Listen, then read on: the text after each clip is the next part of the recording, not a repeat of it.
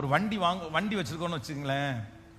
இந்த வண்டியை நீங்க மனசார ஓட்டுற வரைக்கும் அந்த வண்டி நிறைய நேரத்தில் என்ன பண்ணாது, தொந்தரவு பண்ணாது.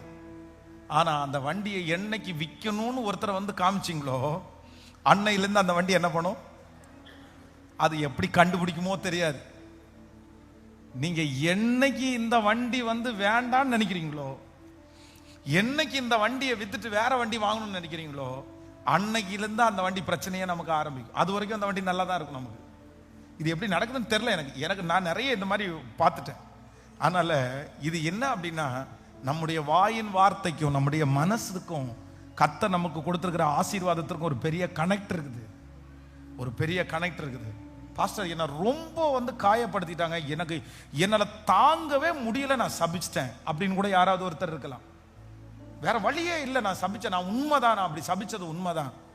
எவ்வளவு நானும் எத்தனை தான் பொறுக்கிறது, எனக்கு வேற ஒன்றும் தெரியல, நான் சபிச்சிட்டேன்.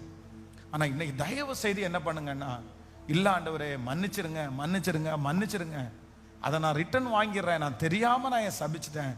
அது ஒன்றுமே என் கணவனாருக்கு வர வேண்டாம், என் மனைவிக்கு வர வேண்டாம், என் பிள்ளைகளுக்கு வர வேண்டாம். எஸ்பெஷலி வந்து சிஸ்டர்ஸ், சகோதரிகள், அம்மாமாரு எல்லாம் ரொம்ப கவனமா இருங்க. உங்களுக்கு உடல்ல பலன் ரொம்ப குறைவு, உங்களுக்கு உடல்ல ரொம்ப பலன் குறைவு. நீங்க வந்து எதிர்த்து சண்டை போட முடியாது. சரி, அவர் கை நீட்டினா நீங்க கை நீட்ட முடியாது. அவருடைய பலன் உங்களுக்கு, நீங்க பலன் இல்லாத ஒரு பலவீனமான பாண்டம். ஆனா நீங்க நிறைய பேர் மிஸ்டேக் பண்றது எதுல அப்படின்னா, உங்களுக்கு வாயில தான் நிறைய பேர் வார்த்தை இருக்கிறதுனால நீங்க எல்லாத்தையும் எதுல காமிச்சிடுறீங்கன்னா, வாயில காமிச்சிடுறீங்க. நீங்க பேசிடுறீங்க, நீங்க பேசிட்டு யோசிக்கிறீங்க, நீங்க அடுத்த நிமிஷம் மாறிடுறீங்க. பாருங்க, அவ்வளவு சண்டை போட்டு அவ்வளவு கத்தி அவ்வளவு சபிச்சுட்டு அடுத்த நேரத்துல நீங்க அவ்வளவு வேலை செஞ்சு சாப்பாடு செஞ்சு கொடுக்குறீங்க. உங்க மனசுக்குள்ள எந்த கசப்பும் இல்லை. அழுதுட்டு வந்துன்னா உடனே மனசு இறங்கிரும் உங்களுக்கு.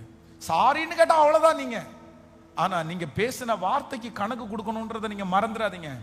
மனிதர்கள் பேசும் வீணான வார்த்தைகளை குறித்து நியாயத்தீர்ப்பின் நாள்ல என்ன கொடுக்கணுமாமா சொல்லுங்க. நீங்க பேசுகிற வார்த்தையெல்லாம் கணக்குல இருக்குது. நீங்க சொல்ற வார்த்தை கணக்குல இருக்குது. ஆண்டவர் கணக்குல வச்சிருக்கிறாரு. சும்மா நம்ம பேசிட முடியாது. என்னமோ வாயிருக்குன்றதா பேசுறதா இல்ல. யாருக்கு கணக்கு கொடுக்கணும் அப்படின்னு சொன்னா, கர்த்தருக்கு கணக்கு கொடுக்கணும். கர்த்தருக்கு கணக்கு கொடுக்கணும். அதுதான் சங்கீதக்காரன் ஜெபிக்கும் போது ஜெபிக்கிறான், மனம் பதறி ஒரு வார்த்தையும் சொல்லாமலும். நான் தேவாலயத்திற்கு போகும்போது துணிகரமா எதையும் செய்யக்கூடாதுப்பா, மனம் பதறி கூட சொல்லக்கூடாது. மனம் பதறி கூட சொல்லக்கூடாதாம். அதுல ரொம்ப கவனம் உள்ளவர்களா இருக்கணும்.